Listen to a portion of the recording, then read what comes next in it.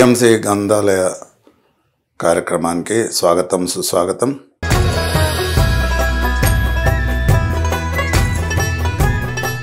పితామహ బ్రహ్మర్షి పత్రిజీకి శతకోటి వందనాలు.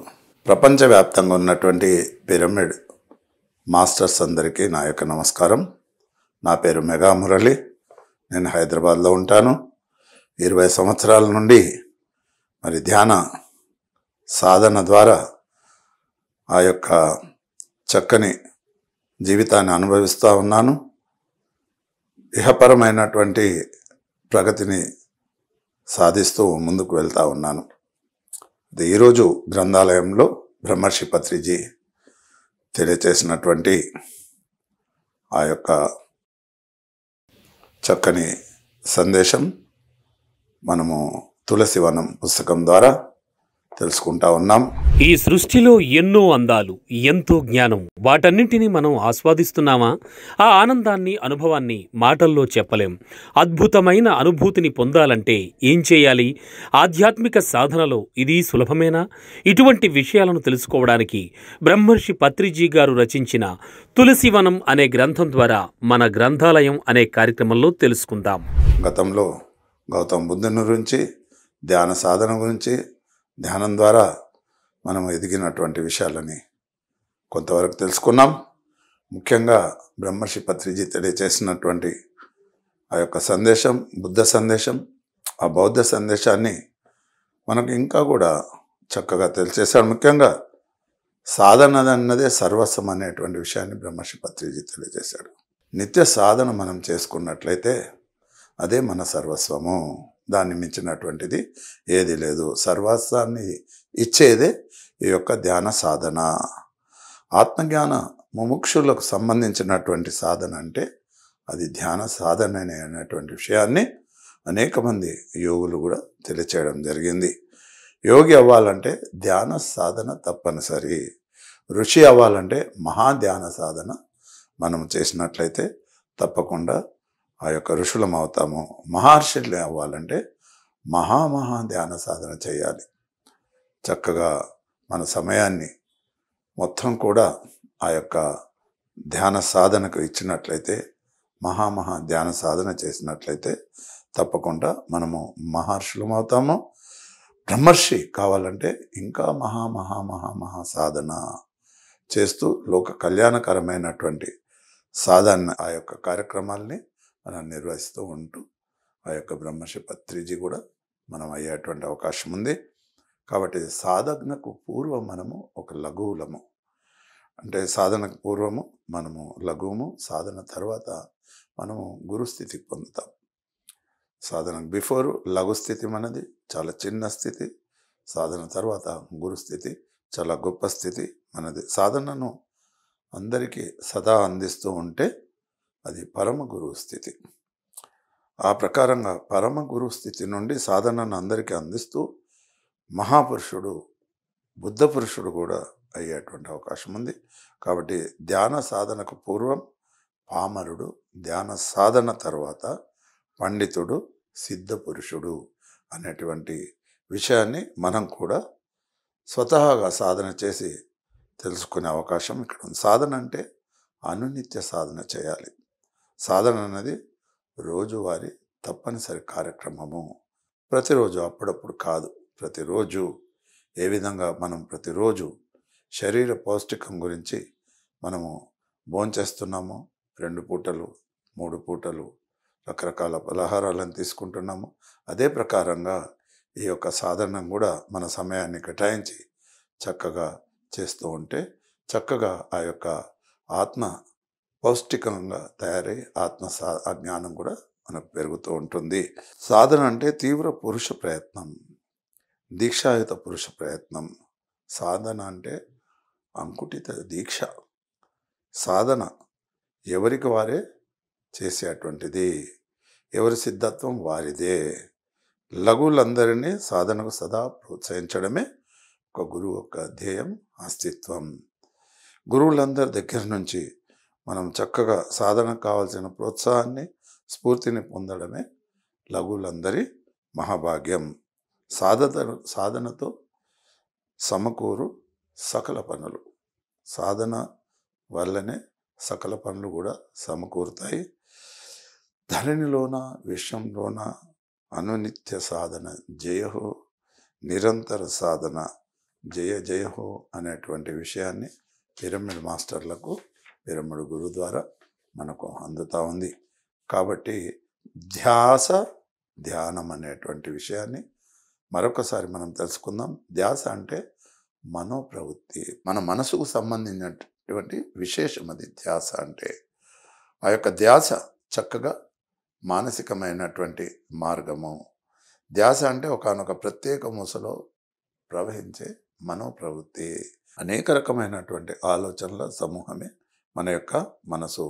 మన ధ్యాస ఎటువైపు ఉంటుందో అటువైపే మనసు యొక్క ప్రవాహం ప్రవహిస్తూ ఉంటుంది. శైశవ దశలో ఇక్కడ 12 దశలు ఉన్నాయి మానవునికి. కాబట్టి ఈ దశ ఏ విధంగా ఉన్నత స్థితికి ఎదుగుతూ ఉంటుంది దాన్ని మనం గమనించాల్సిన అవసరం ఉంటుంది. మొట్టమొదట శైశవ దశ. శైశవ దశలో చక్కగా తల్లి మీద ధ్యాస ఉంటుంది. బాల్య దశలో ఆటల మీద ధ్యాస ఉంటుంది. తల్లి మీద ధ్యాస కాస్త తగ్గి ఆ యొక్క ఆటల మీద పాటల మీద ధ్యాస ఉంటుంది మన బాల్య దశలో. ఇకపోతే యవ్వన దశలో యవ్వన కాంక్షల పట్ల తీవ్ర ధ్యాస ఉంటుంది. పక్కవాడిని ఎలా అయినా అధిగమించాలనే తీవ్ర ధ్యాస, పక్కవాడిని ఎలా అధిగమించాలనేటువంటి తీవ్ర ధ్యాసతో పాటు పక్కవాడి కన్నా ఎక్కువ మార్కులు సంపాదించాలనేటువంటిది, పక్కవాడి కంటే ఎక్కువ ఎదగాలి, అన్ని రకాలుగా పక్కవాడిని మించిపోవాలనేటువంటి ధ్యాస ఆ యొక్క యవ్వన దశలో ఉంటుంది. ఇంకా యవ్వన దశలో ఏముంటుందంటే రకరకాల ధ్యాసలతో సతమవుతూ ఉంటాం మనం. ఇంట్లో ఉండాలనిపిస్తుంది, బయట ఉండాలనిపిస్తుంది, ఆటలు ఆడాలనిపిస్తుంది, చదువుకోవాలనిపిస్తుంది. యవ్వన దశలో సినిమాలన్నీ చూడాలనిపిస్తుంది. ఈ యొక్క యవ్వన దశలో అన్నీ అనుభవించాలనిపిస్తుంది. వెరసి యవ్వన దశలో పెను తుఫాను. సకల ధ్యాసల సకల మనోప్రవృత్తుల పరస్పర మహా అంతర్యుద్ధం ఆ యొక్క యవ్వన దశ. బాలస్త్రావత్ క్రీడాసక్త, తరుణస్తావత్ తరుణీ సక్త. చేతుల కాలకముందే సత్యజ్ఞాన ఆకులు అనేటువంటిది మనం పట్టుకోవాలి. చేతులు కాలాక పట్టుకుంటే లాభం లేదు. కాబట్టి చేతులు కాలకముందే ఆ యొక్క సత్యాన్ని మనము పట్టుకున్నట్లయితే చక్కని స్థితికి మనం చేరుకొని చక్కని జీవితాన్ని సవరించుకొని సరిదిద్దుకునేటువంటి అవకాశము మనకు ఉంటుంది. యవ్వన దశలో పెను తుఫానుగా రాబోయే సంక్షోభాలన్నీ బాల్యావస్థలో మొగ్గ దశలోనే తుంచివేయాలి. మొక్కై వంగనిది మానై వంగదు. కాబట్టి మొక్కై ఎప్పుడైతే వంగుతుందో అప్పుడే మనకు చక్కగా మన జీవన ప్రయాణం సాగుతుంది. కానీ మానైన తర్వాత వంగాలంటే చాలా సమయం పడుతుంది. కాబట్టి బాల్యం నుండే ప్రతి మానవునికి, ప్రతి గృహిణికి తెలియచేయాల్సినటువంటి విషయం ఏంటంటే ప్రతి గృహంలో కూడా ఆ యొక్క ధ్యాన సాధన అనేది నేర్పించి ఆ యొక్క బాల్య దశలోనే వాళ్ళని సరైన మార్గంలో తీసుకురావాలి. యవ్వన దశ సజావుగా శాంతియుతంగా, అంటే బాల్యావస్థలోనే శ్వాస మీద ధ్యాస అలవడినప్పుడు యవ్వన దశ సజావుగా శాంతియుతంగా సంస్కారవంతంగా అభివృద్ధిపథంగా పూర్ణోత్సాహంగా నిత్య నూతనంగా సంభ్రమంగా ఆశ్చర్యంగా పరిణామం చెంది ప్రతి యువకుడు యువతి భావి విజేతగా మారతారు. బాల్య దశలోనే శ్వాస మీద ధ్యాస అంటే ధ్యానం చేయాలి. అప్పుడే యవ్వన దశలో చక్కని అలవడి ధ్యానం యవ్వనం దశలో వికసిస్తుంది, విస్ఫోటిస్తుంది, ప్రౌఢ దశలో పరిమళిస్తుంది, ఫలిస్తుంది. ఇది జీవితం మొత్తం 3 పువ్వులు 6 కాయలుగా నిత్య కళ్యాణం పచ్చ తోరణంగా ఉంటుంది. కాబట్టి బాల్య దశ నుండే శైశవ దశ నుండే చక్కని ఆ యొక్క ధ్యాన సాధన మనం ప్రారంభించినట్లయితే యవ్వన దశలో ఆనందాన్ని అనుభవిస్తూ జీవితాన్ని చక్కని జ్ఞానవంతమైన జీవితం జీవిస్తూ ఆ యొక్క వృద్ధాప్యంలో కూడా చక్కని స్థితిని పొందేటువంటి అవకాశము ఉంటుంది. ముఖ్యంగా మన పిరమిడ్ మాస్టర్ల గురించి బ్రహ్మర్షి తెలియచేసినటువంటి విషయం ఏంటంటే యావత్ ప్రపంచాన్ని యావత్ జగత్తుని ధ్యాన జగత్తుగా తీర్చిదిద్దాలనేటువంటిది బ్రహ్మర్షి పత్రిజీ తెలియచేయడం జరిగింది. అంటే ధ్యానం మూలం ఇదం జగత్. కాబట్టి ధ్యానం మూలం ఇదం జగత్ అనేటువంటి ఆ యొక్క విషయాన్ని మరి ధ్యాస మూలం ఇదం జగత్ అంటే ధ్యాసం ద్వారానే ఈ యొక్క జగత్తు నిలబడుతుంది, ధ్యానం ద్వారానే ఈ యొక్క జగత్తు నిలబడుతుంది. కాబట్టి దాని గురించి శ్వాస మీద ధ్యాస ధ్యాన యోగము. ఇక్కడ చేపట్టిన పని మీద ధ్యాస కర్మయోగము. ఇక్కడ కొన్ని యోగాల గురించి వర్ణించడం జరిగింది. అంటే ధ్యానము మీద ధ్యాస ఉన్నప్పుడు అది ధ్యానయోగం అవుతుంది, చేపట్టిన పని మీద ధ్యాస ఉన్నప్పుడు అది కర్మయోగం అవుతుంది, సత్యం మీద ధ్యాస ఉన్నప్పుడు అది జ్ఞానయోగం అవుతుంది, శాస్త్రీయ దృక్పథం మీద ధ్యాస ఉన్నప్పుడు అది విజ్ఞానయోగం అవుతుంది, సరైన వాక్కు మీద ధ్యాస ఉన్నప్పుడు అది బుద్ధి యోగం అవుతుంది, ఆత్మవిశ్వాసం మీద ధ్యాస ఉన్నప్పుడు ప్రగతి యోగము, ఆత్మార్పణ మీద ధ్యాస ఉన్నప్పుడు భక్తి యోగము, యుక్తాహారం మీద ధ్యాస ఉన్నప్పుడు ఆరోగ్య యోగము, అహింస మీద ధ్యాస ఉన్నప్పుడు ధర్మయోగము. ధర్మో రక్షతి రక్షిత అనేటువంటి విషయాన్ని అనేక మంది యోగులు కూడా మనకు తెలియజేయడం జరిగింది. కాబట్టి దాని గురించి దాన్ని మనం నిలపాలంటే అహింసో పరమో ధర్మ. కాబట్టి అహింస మీద ధ్యాస చక్కగా మనం పెట్టినట్లయితే ఆ యొక్క ధర్మ యోగాన్ని మనం నిలిపినటువంటి వాళ్ళం అవుతాము. కుటుంబం మీద అంటే మన కర్తవ్య బాధ్యత ఉంది. కాబట్టి మనం కుటుంబం మీద ధ్యాస ఉంచినప్పుడు సంసార ధర్మయోగము. పరస్పరం సహకారం మీద ధ్యాస అంటే సంఘ ధర్మం. అది ఒకరికొకరు మనం సహకరించుకుంటూ ఆ యొక్క ఎదుటి వాళ్ళ కష్ట సుఖాలను గమనిస్తూ వాళ్ళ యొక్క స్థితిని గమనిస్తూ చక్కగా వాళ్ళని అజ్ఞాన అంధకారం నుండి మనము జ్ఞాన మార్గంలో తీసుకొచ్చినట్లయితే అది సంఘధర్మ యోగం అవుతుంది. పరిశుభ్రత మీద ధ్యాస పెట్టినప్పుడు పౌరధర్మ యోగము. వ్యక్తి న్యాయం మీద ధ్యాస పెట్టినప్పుడు రాజధర్మయోగము. భూతదయ మీద ధ్యాస పెట్టినప్పుడు కరుణాధర్మయోగము. గురువాక్యం మీద ధ్యాస పెట్టినప్పుడు శిష్య ధర్మయోగము. అనునిత్య ప్రశిక్షణ మీద ధ్యాస పెట్టినప్పుడు గురు ధర్మయోగము. దుఃఖరాహిత్యం మీద ధ్యాస పెట్టినప్పుడు బుద్ధయోగము. సకల ప్రాణికోటితో మిత్రత్వం మీద ధ్యాస పెట్టినప్పుడు మైత్రేయ బుద్ధయోగము. ధ్యానం మూలం ఇదం జగత్. కాబట్టి ఈ విషయాలన్నీ కూడా మనం గ్రహించి దాన్ని పాటించి ఆ ప్రకారంగా మనము ఈ మార్గంలో పయనించినట్లయితే ఈ యొక్క జగత్తుని ధ్యాన జగత్తు, ధ్యాస జగత్తుగా మార్చేటువంటి అవకాశం మనకున్నది. కాబట్టి మార్పుకు హారతి. మార్పు అనేది రావాలి. మార్పుకు శరణాగతి అని బ్రహ్మర్షి పత్రిజీ అనేక చోట్ల తెలియచేయడం జరిగింది. అనేక సార్లు మనకు కూడా తెలియచేయడం జరిగింది. కాబట్టి మార్పుకు హారతి, ధ్యానానికి హారతి అనేటువంటి విషయాన్ని, మార్పుకు హారతి, ప్రగతికి హారతి. మార్పు అంటే ప్రగతి, మార్పు అంటే ప్రకృతి తత్వం. జీవుడు ఒక పరమ ప్రకృతి, అనుభవాల పరంపరే జీవుడు. అనేక రకమైనటువంటి అనుభవాలు మన జీవితంలో కలుగుతూ ఉంటాయి. కాబట్టి వాటిని ఎదుర్కొంటూ ఉంటాము. అప్పుడే ఆ యొక్క జీవుడు ఒక పరమ ప్రకృతి అవుతాడు. అనుభవాల పరంపరే జీవుడు. ప్రతి అనుభవము అమూల్యమే, ప్రతి అనుభవము అద్వితీయమే, ప్రతి అనుభవము ఒకానొక కొత్త ముందడిగే, ప్రతి అనుభవము ఒకానొక కొత్త ప్రగతే. కాబట్టి మన జీవితంలో ప్రతి అనుభవాన్ని మనం చక్కగా ఆహ్వానిస్తుండాలి. కాబట్టి కొత్త ప్రగతిని మనం సాధిస్తూ ఉండాలి. అందుకే అప్పుడే ఆ యొక్క మార్పుకు మనం హారతి పడదాము, ఆ యొక్క ధ్యానానికి హారతి పడదాము. ధ్యానం ద్వారానే మార్పు, ధ్యానానుభవాలు అనేకంగా వస్తాయి. కాబట్టి ధ్యానానుభవాలకు కూడా మనం హారతి పడదాము. ధ్యానం ఒక పెను మార్పు, జీవుడి మూలాలను కదిలించి వేసే మార్పు. పెను మార్పుకు మహాహారతి. ధ్యానం ప్రకృతి ఆత్మను ప్రబోధిస్తుంది. ఆత్మానుభవానికి హారతి, బ్రహ్మాత్మానుభవానికి పెను హారతి. బ్రహ్మాత్మానుభవం జీవుడి పరమ పురుషుడిగా చేస్తుంది. బ్రహ్మాత్మానుభవం పురుషుడిని పురుషోత్తముగా చేస్తుంది. కాబట్టి మార్పుకు హారతి, ధ్యానానికి హారతి, ఆ యొక్క మార్పుకు శరణాగతి.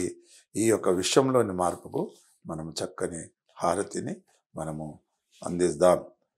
ఆ తర్వాత శ్రీ గురుభ్యో నమః. ఆ ప్రకారంగా మరి గురువుకు అనేక నమస్కారాలు మనం తెలియచేద్దాము. గురువు అంటే ఎలాంటి వాడంటే ఒక సూర్యుడు లాంటి వాడు. గురుకృప అంటే సూర్య కిరణాల లాంటిది. ఒకానొక లఘువు ఒకానొక గురువు యొక్క సూర్య కిరణాలలో మునిగి తేలుతూ ఉండగా ఉండగా ఉండగా అప్పుడు ఒక గురుపుంజం అవుతాడు. గురుకృప పొందకముందు లఘువు, గురు కృప పొందిన తర్వాత అతను ఒక గురు స్థితిని పొంది అనేక మంది లఘువులను గురువులుగా మారుస్తారు. ఒకప్పటి లఘువే నేటి గురువు, నేటి లఘువే రేపటి గురువు అనేటువంటి విషయాన్ని మనం తెలుసుకోవాల్సినటువంటి అవసరం ఉంది. గురుఛాయలో ఉండి గురుకృప పొందడం అత్యంత అవసరము. ఒకానొక లఘువు యొక్క మౌలిక బాధ్యత కోతిపిల్ల తన తల్లిని పట్టుకున్నట్లు మరకటి కిషోర న్యాయవత అన్నమాట. శ్వాస అన్నదే ధ్యాన విద్యలో గురువు. నిత్య చంచలమైన మనస్సే లఘువు. ధ్యానం ద్వారా భౌతిక శరీరంలో లభ్యమయ్యే విషమయ ప్రాణశక్తి యొక్క అపార మహిమ అన్నదే గురుకృప. గురుకృపలో మునిగి తేలి చరితార్థమైనప్పుడు చంచలమైన అస్తిత్వమైన మనసు అనబడే లఘువే బుద్ధి అనబడే స్థిత ప్రజ్ఞ గల గురుత్వంగా మారుతుంది. ఒకప్పటి మనస్సే నేటి బుద్ధి, ఇప్పటి బుద్ధే ఒకప్పటి మనసు. శ్వాస అనే గురువు గారికి శతకోటి ప్రణామాలు. శ్రీ గురుభ్యో నమః, శ్రీ గురుభ్యో నమః, శ్రీ గురుభ్యో నమః. కాబట్టి ఆ గురుదేవులకు మనము ఆ యొక్క వందనాలను సమర్పించుకుందాము. ఆత్మపరమైనటువంటి వందనాలు సమర్పించుకున్నట్లయితే చక్కగా ఆ యొక్క దివ్యలోక స్థితిని మనం పొందేటువంటి అవకాశం ఉంటుంది. ఆహార వ్యవహారాల్లో జాగ్రత్త గురించి చక్కగా తెలియచేసుకోవాల్సినటువంటి అవసరం ఎంతైనా ఉంది. ఎందుకంటే మనం ఏదైతే తింటామో మనం అదే అవుతాం. మనం ఏది తింటామో అదే అవుతాం. కాబట్టి ఆ తినేటువంటి ప్రతి వస్తువు కూడా మనము జాగ్రత్తగా ఆలోచించి చక్కగా అన్ని రకాలుగా శ్రద్ధ వహించి తినాల్సినటువంటి అవసరం ఎంతైనా ఉంది. ఎందుకంటే ఆహార వ్యవహారాల్లో జాగ్రత్త తీసుకోమని అనేక మంది యోగులు తెలియచేయడం జరిగింది. ఆహారంలో జాగ్రత్త అయితే వ్యవహారంలో జాగ్రత్త, ఆహార వ్యవహారాలు రెండింటిలో జాగ్రత్తగా ఉండాలి. దేహానికి ఆహారం అన్నది వేరే, దేహికి ఆహారం అన్నది వేరే. దేహానికి ఆహారం కర్మేంద్రియమైన నోటి ద్వారా లభిస్తుంది. దేహిక ఆహారం పంచ జ్ఞానేంద్రియాల ద్వారా లభిస్తుంది. జ్ఞానేంద్రియాలంటే మన యొక్క కళ్ళు, మన చెవులు, మన ముక్కు, మన నాలుక, మన చర్మము. కాబట్టి ఆ యొక్క దేహికి మన జ్ఞానేంద్రియాల ద్వారా ఆ యొక్క ఆహారం మనకు లభిస్తూ ఉంటుంది. యుక్తమైన ఆహారాన్ని సదా స్వీకరించాలి. యుక్తమైన ఆహార విహారస్య అన్నది కదా భగవద్గీత. దేహానికి అయుక్తమైన ఆహారాన్ని తృణీకరించాలి. దేహకరమైన అయుక్త ఆహారం మాంసాహారం. దేహి పరమైన అయుక్త ఆహారం చెత్త కబుర్లు, ప్రాపంచిక కబుర్లు. దేహికి అయుక్తమైన ఆహారాన్ని కూడా నిశ్చింతగా తృణీకరించాలి. పంచ జ్ఞానేంద్రియాల్లో శ్రవణేంద్రియం అన్నింటికన్నా మౌలికమైనది. ఉత్తములు, ఉన్నతులు, శాస్త్రజ్ఞులు మరి యోగులైన వాళ్ళు మాటలే వినిపించుకోవాలి. ఉత్తములు, ఉన్నతులు, శాస్త్రజ్ఞులైనటువంటి యోగులైన వాళ్ళ పుస్తకాలే మనము చదవాలి. అలాగే వ్యవహారం యుక్త చేష్టస్య కర్మసు అన్నది కదా మళ్ళీ భగవద్గీత. వ్యవహార క్షేత్రం అంటే చేష్టాక్షేత్రం, వ్యవహార క్షేత్రం అంటే వాక్క్షేత్రం. ఇతరుల మాటలు మనకు ఆహారం, మన మాటలు ఇతరులకు ఆహారం. మన వ్యవహారం సరిగ్గా ఉండాలి అంటే మన మాటలు సరిగ్గా ఉండాలి. మన మాటలు సరైన వ్యవహారంతో ఇతరులకు సరైన ఆహారాన్ని అందించాలి. దేహిపరంగా ఇంకా ఆహార క్షేత్రం అంటే శ్రవణేంద్రియ క్షేత్రం అంటే సజ్జన సాంగత్య క్షేత్రం. మన దేహికి సజ్జన సాంగత్య క్షేత్రంలోనే శ్రవణేంద్రియం ద్వారా సరి అయిన ఆహారం లభిస్తుంది. కాబట్టి మరి ఆ యొక్క సరి అయిన ఆహారం అనేది మనకు ఆ యొక్క జ్ఞానేంద్రియాల ద్వారా మనం అందించాల్సిన అవసరం ఎంతైనా ఉంది. అదే ప్రకారంగా మన నోటి ద్వారా మనము ఈ దేహికి చక్కని ఆహారాన్ని, ఆ యొక్క సాత్విక ఆహారాన్ని మనము అందించినట్లయితే శరీరంతో పాటు ఆ యొక్క ఆత్మస్థితి కూడా చక్కగా ఎదిగేటువంటి అవకాశం ఉంది. ధ్యాన స్వాధ్యాయ సజ్జన సాంగత్యాలే దేహికి విశేషమైన ఆహార పదార్థాలు. అంటే ఈ యొక్క దేహికి ధ్యానం కావాలి, స్వాధ్యాయం కావాలి, సజ్జన సాంగత్యం కావాలి. అప్పుడే ఆ యొక్క విశేషమైనటువంటి ఆహారము ఈ దేహికి లభించినట్లు అవుతుంది. రెండింటికి అవసరమైన ప్రాణాహారం ధ్యానం ద్వారా లభిస్తుంది. ప్రాణక్షేత్రం అన్నది మరో పేరు శ్వాసక్షేత్రం. ఆహార విహార క్షేత్రాల్లో జాగ్రత్తగా ఉండాలి. తస్మాత్ జాగ్రత్త జాగ్రత్త జాగ్రత్త. యుక్తాహార విహారస్య యుక్తచేష్టస్య కర్మసు యుక్త స్వస్మావద్ధ యోగో భవతి దుఃఖ అనేటువంటిది భగవద్గీత 6వ అధ్యాయంలో 17వ శ్లోకంలో తెలియచేయడం జరిగింది. కాబట్టి మనము ఈ విధంగా మన జ్ఞానేంద్రియాల ద్వారా మన మనస్సుకు మనము చక్కని ఆహారము, తర్వాత మన నోటి ద్వారా మన యొక్క శరీరానికి చక్కని ఆ యొక్క సాత్విక ఆహారము అందించినట్లయితే మన జీవితంలో ఆనందమయ జీవితము మనకు లభిస్తుంది. తర్వాత ఉపవాసము, జాగరణ అనేది చాలా చాలా చాలా చాలా అవసరమైనటువంటిది. కాబట్టి ముఖ్యంగా మనకు కనీసం వారంలో ఒక రోజైనా మనం ఉపవాస ఉండాలి, ఉపవాస దీక్షలో ఉండాలి. ఎందుకంటే లంకనం పరమ ఔషధం. కాబట్టి ఎవరైతే ఉపవాసం ఉంటారో వాళ్ళకు శరీరంలో ఉన్నటువంటి మాలిన్యాలన్నీ కరిగిపోయి మరి చక్కని దృఢ శరీరం మనకు నిలుస్తుంది. ఒకటి ఉపవాసం, రెండోది జాగరణ. ఉపవాసం అంటే మానసిక పరమైన లంకనం. ఉపవాసం అంటే ధ్యానంలో మనస్సును శూన్యపరచుకోవడం. ఉపవాసం అంటే కడుపుకు ఏమీ పెట్టకపోవడం కాదు.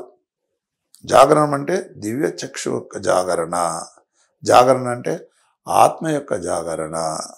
జాగరణం అంటే రాత్రంతా మెలుకొని శివుడి సినిమాలు చూడడం కాదు. పొద్దుటి నుండి ఉపవాసం చేసి రాత్రి జాగరణ అయ్యేది జాగరణ కానే కాదు. పొద్దుటి నుండి ధ్యానాభ్యాసంలో అంటే శ్వాసానుసంధానం ఉంటేనే రాత్రికి దివ్య చక్షువు ఉత్తేజం అవుతుంది. కాబట్టి ఈ విషయాన్ని తెలుసుకొని మనం గంటల తరబడి కూడా సాధన చేసినట్లయితే అద్భుతమైనటువంటి స్థితిని పొందేటువంటి అవకాశం ఉంది. ఉపవాసం లేకుండా జాగరణ అన్నది అసంభవం. ఉపవాసం యొక్క ధ్యేయమే జాగరణ. మితిమీరిన ఆహారం తీసుకుంటే జాగరణ సరైన విధంగా చేయలేము. కడుపులో ఏమీ పెట్టకపోవడం వల్ల మనోనాశనం కాజాలదు. రాత్రి అంతా శివుడి యొక్క సినిమాలు చూడడం వల్ల ఆత్మోద్దీపనం కాజాలదు. ఒక పగలైనా నిజమైన ఉపవాసంలో ఉండి, ఒక రాత్రంతా నిజమైన జాగరణలో ఉండి ఒక్కరోజు చాలు. ఆ రోజు మహాశివరాత్రి అవుతుంది. జన్మకు శివరాత్రి అంటారు కదా, అలాంటిదే ఈ యొక్క శివరాత్రి. ఒక రాత్రి నిజమైన శివరాత్రి అయితే ఒక జన్మంతా నిజమైన జాగరణే. ఒక పగలు నిజమైన ఉపవాసంలో ఉండగలిగితే ఇక జన్మంతా నిజమైన ఉపవాసమే. కాబట్టి ఓ అర్జున, నువ్వు ఎన్నో జన్మలు ఎత్తావు, అవన్నీ నాకు తెలుసు.